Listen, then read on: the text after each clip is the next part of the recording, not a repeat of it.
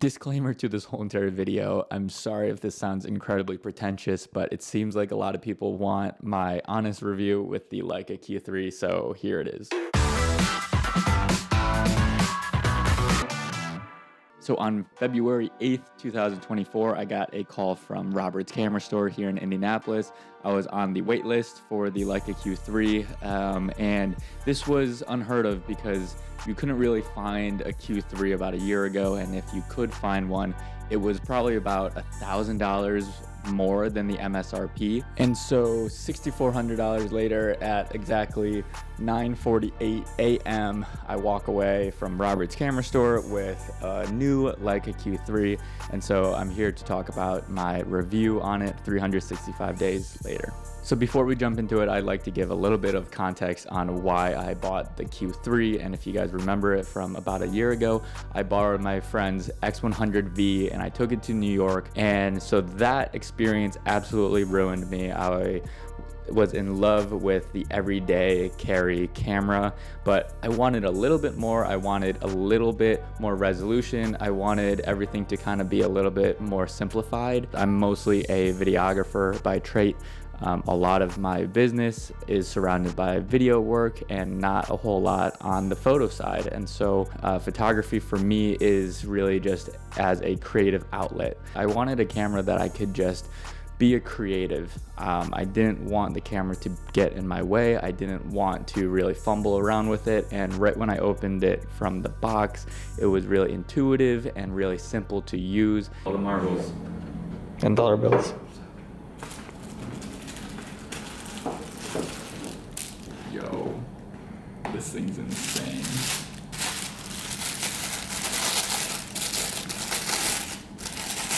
That's crazy.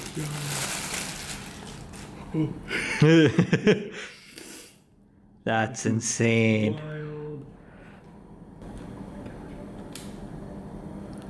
That's crazy. That's so good. Wait, does it not come with a door? No, you pop it open. I've also been taking the Q3 along with me on a lot of my different professional photo shoots.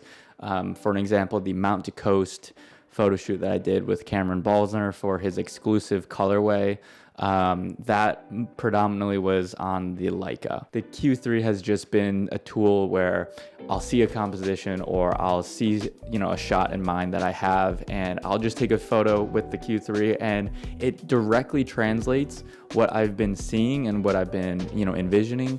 Whereas if I take it on my phone or take it on my Sony, a lot of times that image wouldn't translate to what exactly I was looking for. And it's not to say that, with editing and with like resizing, I could get that same vision that I have with my other tools, but for some reason the Q3 and just Leica in general, it really just translates exactly what I was looking for immediately. It just really just makes me want to take more photos, which is the whole entire point of this camera. I've taken more photos than I can even count. I've taken over 450 gigabytes worth of photos, and that's just for personal use in the past year. That's just to say how much I've been taking photos with this camera, and I thoroughly just enjoy using it. So if you look at it, again, there's not too much going on in the back of the camera, and that's just because they want to simplify the shooting experience with the camera. I have attached this thumb grip that I saw Cam Mackey shooting with, and it's a brass thumb grip that really just kind of imitates the feeling of a film camera, and it's just incredibly high quality. I love how the thumb grip is also foldable, and that's because a lot of the thumb grips on the market right now, they're pretty sharp at the edge, and so when I'm hiking with it or when I'm just carrying it around, it'll be digging into my side, and that just wasn't really comfortable. Another thing that I wanted to mention about this camera, and as you can clearly see, I bought a skin for this camera, and it's not necessarily because I didn't like the all black look of the Q3, but it's because this camera just is very prone to different scratches and different dents. As you can see, the lens hood is pretty scratched up right now, and as of now, I just couldn't bring myself to scratching up this camera more than it already has been. So I chose this skin that's a little bit of a dark green color, and it actually replicates the Q2 Reporter Edition color. I also wasn't a huge fan of the red dot. I didn't really understand it when I originally got it, but as I started traveling with it and carrying it around a little bit more, I was a little bit more cognizant of the red dot and started to get a little bit paranoid about people seeing it and just kind of drawing eyes to it. Another thing I wanted to mention is the viewfinder, and in my opinion, this is one of the strongest traits that the Q3 and just Leicas in general has. With all the high-tech cameras that we have, for whatever reason, the viewfinders are still incredibly low quality comparatively to, you know, a Hasselblad or, you know, a Leica. And this has really impacted the way that I shoot too, because in sunny conditions, I have no problem with the Q3 comparatively to if I were to take a picture on my Sony. I'd have a little bit more trouble with the viewfinder and just kind of seeing the different shadows and the highlights through the camera. Another thing that surprised me about the Q3 experience is the LCD screen.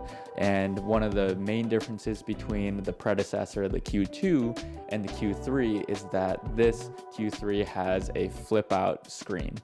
And I thought I would use it a little bit more than I do, but that's also because I've been using the viewfinder a lot more. Because it's such a crystal clear image, I don't feel the need to really be using the screen a whole lot. Yes, I'll use it when I'm kind of shooting at the hip, and it is nice to have, but I thought I would be shooting with it a little bit more than I have been. It feels a little bit more intuitive. It feels a little bit more like I'm in the moment comparatively to just capturing a moment. So being a year removed from purchasing this camera, I could confidently say that I have absolutely no regrets to it. So much so that I've converted three of my friends to buying a Q3 as well. And that's also just because I've let them borrow my Q3 from time to time, and they're just absolutely amazed by how easy the camera is and how intuitive the design is, and also just how high quality such a small camera can be.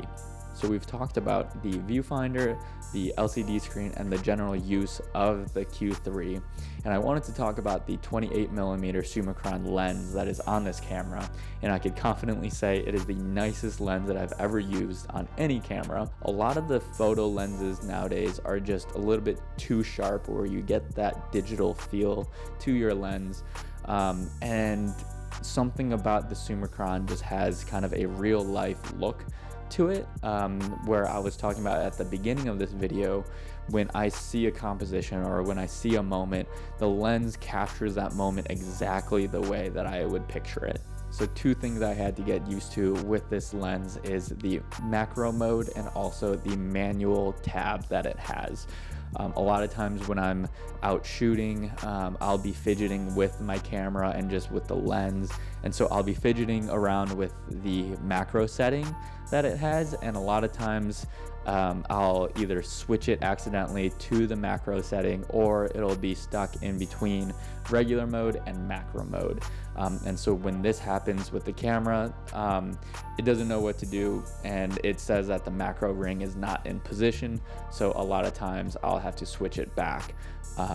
I totally realize that's on my part. That is a user error thing that I had to get used to. So when I originally made my first video about the Q3, it was about making a photo book, and I'm still making a photo book with all of the different memories that I've been taking with the Q3, and I'm going to be making it predominantly about the first year with the Q3, and I'm going to be cutting it off from February 8th, 2024 to February 8th, 2025.